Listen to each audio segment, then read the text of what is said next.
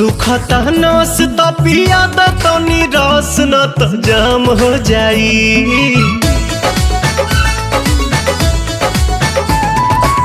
सुखता नस त पिया द तनी रस न त जाम हो जाई, न त जाम हो जाई। ए राजा चलो ना पिपरवा के तरवा ओही जे सारा काम हो जाई। ए राजा चलो ना पिपरवा के तरवा ओही जे सारा काम हो जाई। जानी बात टरकाव यही लागे ढरकाव रानिया जुरी में उठावा के पानी। बड़ा तेज बट धूप सब राजा रूप देखो काहे में फंसी जवानी। राजा चलो ना पिपरवा के तरवा ओही जे सारा काम हो जाई। ए राजा चलो ना पिपरवा के तरवा ओही जे सारा काम हो जाई।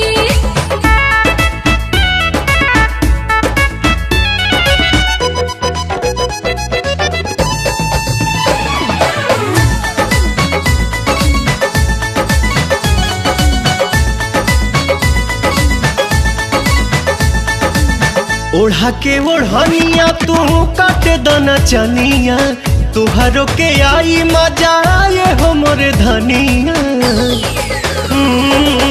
ओढ़ा के ओढ़निया तू काटे दना चनिया, तुहरो के आई मजा आए हो मोरे धनिया। नशा में नतीजा कुल बिगाड़ देबो हो, सारा इज्जत के बेइज्जत में लसार देबो हो। कहीं इतना डेरालू तू त झूठे अगर आलू रानी कहतानी बात हम सही। इह खेल बज खेल बानी हमनी अकेले देखे गहुआ के लोग का कही। राजा चलो ना पिपरवा के तरवा ओही जे सारा काम हो जाई। ए राजा चलो ना पिपरवा के तरवा ओही जे सारा काम काम काम हो जाई।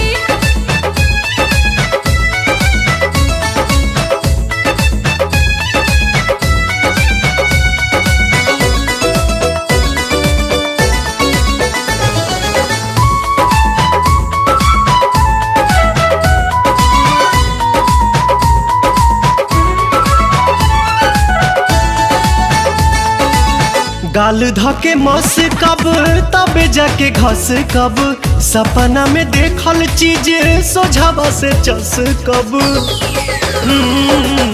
गाल धके मस कब तबे जाके घस कब, सपना में देखल चीज सोझावा से चस मोरे कब। सोना मोरे हीरा तू तो बड़ा पगलाइल लागे मना मना बात कुली खोला तू फाइल। बटे खड़ा दोपहर मन मारता लहर रानी मनवा के कोई से मनाही।